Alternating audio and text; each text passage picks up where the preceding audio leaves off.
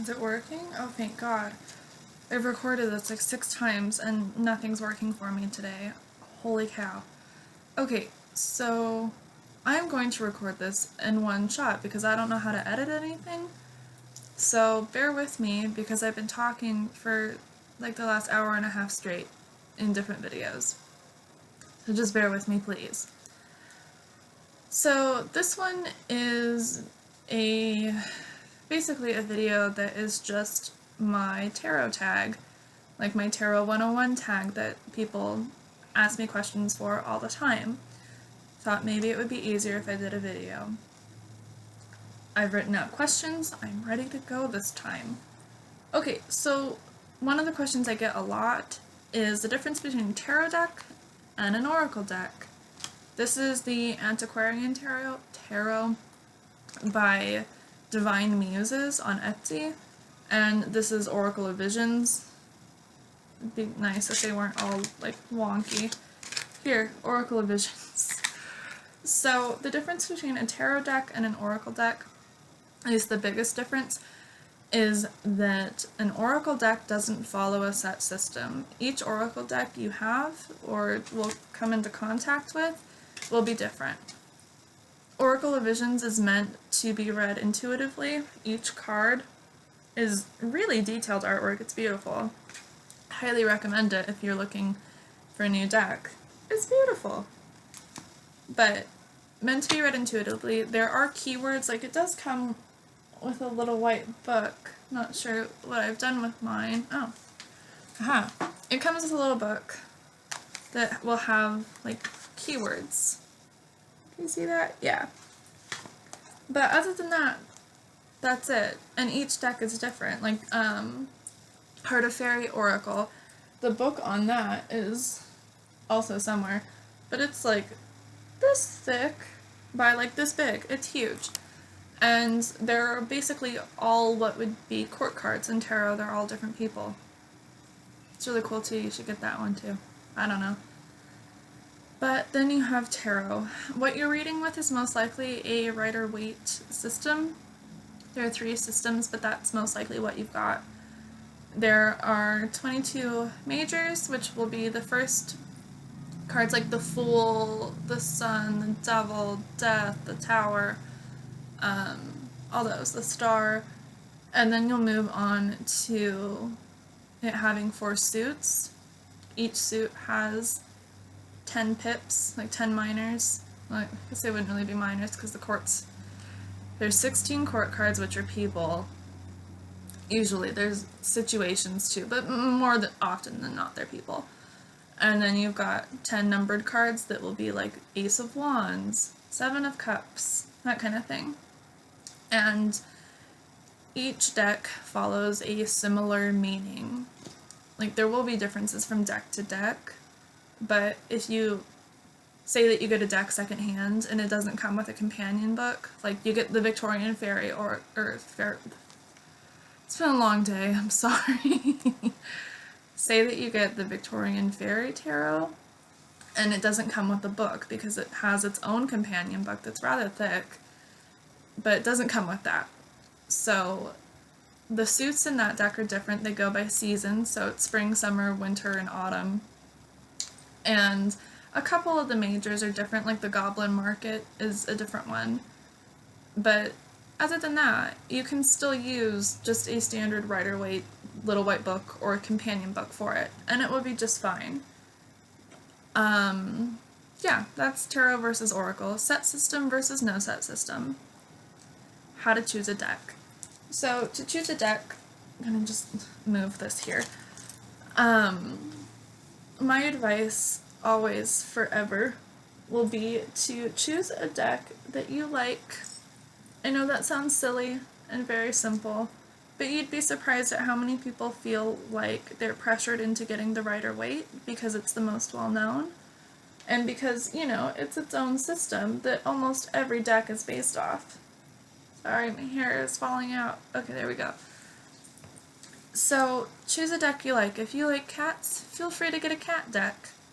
Like, get whatever you like. If you get something you like, you're going to be so much more likely to actually use it, thus practice, thus become a reader, which I am making the assumption that that's your goal.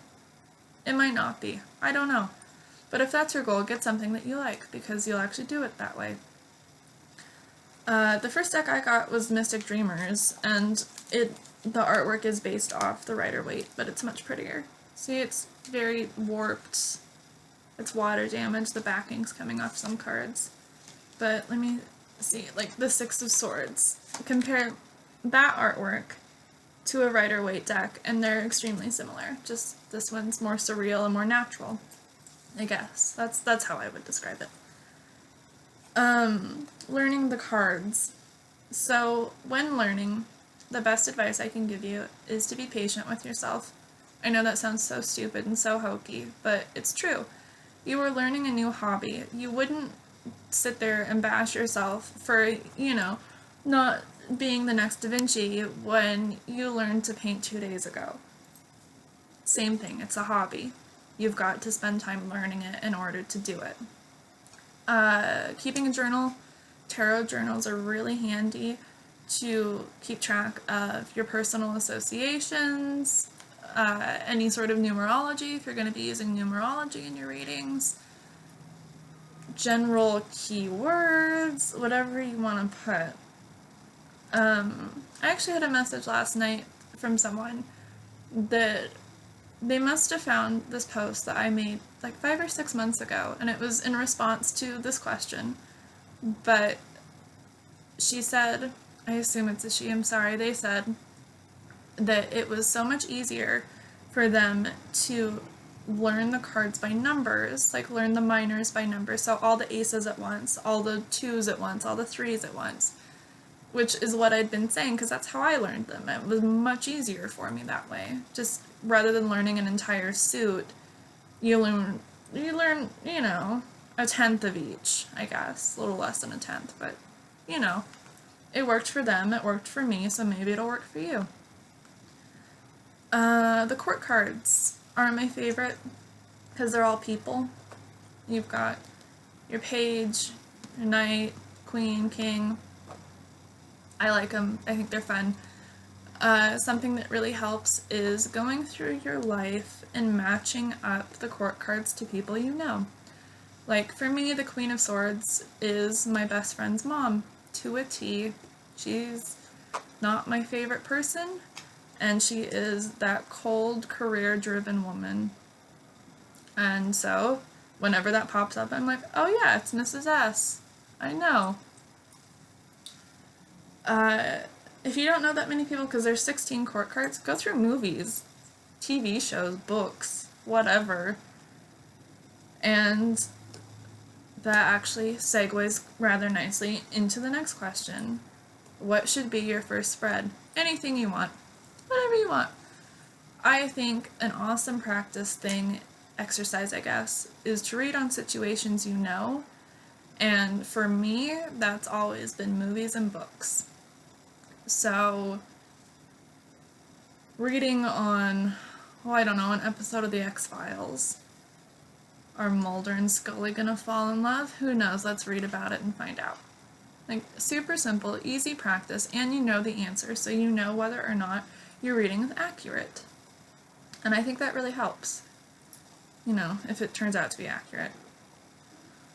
Super simple thing is to draw a new card each day, and, I do mine in the morning just because it's part of my coffee routine, so draw a card, you get the Four of Swords, which, neat picture. Or draw a card and get the People card. This is not an actual card, this is just one that came with the deck. Anyways, you draw a card and you focus on what that card means to you for the day. So if you get, the Three of Cups, make sure that your social life is okay. Reach out to some friends. Make sure everybody's doing alright. Because, you never know when you might get invited to a sweet party. You never know. This is really quick, I'm sorry. I know that I rushed through this and I just talked so fast.